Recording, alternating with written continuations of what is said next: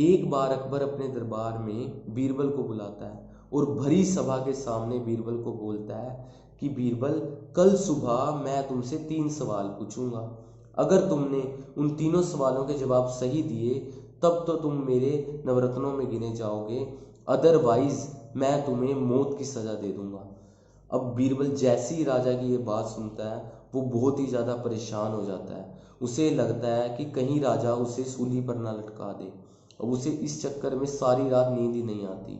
अब अगले दिन सुबह होती है, सभा लगती है, राजा सामने, बीरबल सामने। अब राजा अकबर बीरबल से पहला प्रश्न पूछता है कि ये बताओ, ये जो खुदा है वो कहाँ पर है। अब बीरबल परेशान हो जाता है कि अगर उसने राजा को डायरेक्ट आंसर दे दिया तो कहीं कुछ गड़बड़ ना हो जाए, कहीं राजा उसकी बात का बुरा ना मान जाए। अब वो महाराज को बोलता है, महाराज कि क्या यहाँ पर एक दूध का मीठा गिलास आ सकता है। राजा बोलते हैं, पेश किया जाए। अब वहाँ पर एक दूध का गिलास आ जाता है। अब जैसे ही वहाँ पर दूध का गिलास आता है, बीरबल बोलता है, महाराज क्या आप इस दूध के गिलास को पी सकते हैं। अब राजा उस दूध के गिलास को पीते हैं।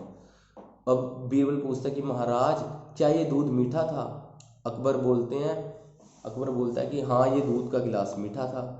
बीरबल बोलता है कि महाराज इसमें चीनी कहाँ थी। अकबर बोलता है, चीनी तो इस दूध के अंदर घुल गई, तभी तो दूध मीठा था, तुम्हें इतनी सी बात नहीं समझ आती।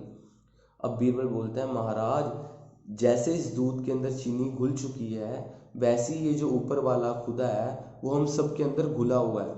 वो हर छोटी सी छोटी चीज के अंदर समाया हुआ है, जैसे इस दूध के अंदर चीनी समा चुकी है। राजा उसके आंसर से खुश हो जाता है।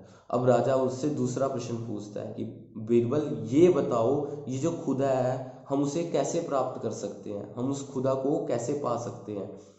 बीरबल कुछ देर सोचता है और जवाब देता है, महाराज क्या यहाँ पर एक पूरा का पूरा पतीला भरकर छाछ आ सकती है। महाराज बोलते हैं, पेश की जाए। अब वहाँ पूरी की पूरी सभा में एक पतीला भरकर छाछ आ जाती है। अब बीरबल महाराज से बोलते हैं, महाराज इस छाछ के अंदर मुझे कहीं भी मक्खन नहीं दिखाई दे रहा। अब महाराज बोलते हैं, मक्खन के लिए तो इस छाछ को हमें फेंटना पड़ेगा, इस छाछ को हमें हिलाना पड़ेगा। बीरबल बोलते हैं, महाराज जैसे मक्खन के लिए हमें इस छाछ को फेंटना पड़ेगा, उसी प्रकार इस खुदा को पाने के लिए हमें अपने अंतर्मन में जाकर अपने आप को फेंटना पड़ेगा। हमें कहीं और जाने की जरूरत नहीं है।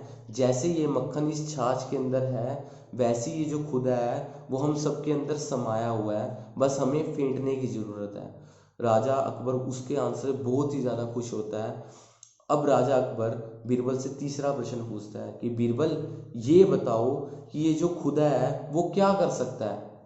बीरबल बोलता है, महाराज मुझे कुछ समय चाहिए। वो कुछ समय लेता है और कुछ समय के बाद वो बोलता है, महाराज इस जवाब के लिए आपको मुझे अपना गुरु बनाना पड़ेगा। महाराज बोलते हैं, चलो मैंने तुम्हें अपना गुरु बनाया।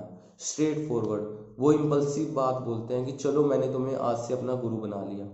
बीरबल बोलता है कि महाराज जो गुरु का स्थान होता है वो अपने शिष्य के स्थान से हमेशा ऊपर होता है, तो आपको मेरे स्थान पर आना पड़ेगा और मुझे आपकी जगह आ जाना पड़ेगा। राजा अकबर नीचे आ जाते हैं और नीचे आकर बोलते हैं कि गुरुजी आप ऊपर जाइए। अब जैसे ही बीरबल सिंहासन पर जाकर बैठता है वो बोलता है कि महाराज ये जो खुदा है वो चाहे तो 1 सेकंड के अंदर, क्षण भर के अंदर राजा को रंक और रंक को राजा बना सकता है। क्या आपको भी ऐसा लगता है कि ये जो खुदा है, ऊपर वाला है, वो 1 सेकंड के अंदर किसी भी इंसान की जिंदगी चेंज कर सकता है? अगर आपको भी ऐसा लगता है तो आप इस वीडियो के कमेंट में जरूर बताइए। अगर आपको ये वीडियो अच्छी लगी है तो आप इस वीडियो को जरूर शेयर कीजिए। मैं मिलूंगा आपको अगली वीडियो में। Till the time go self made.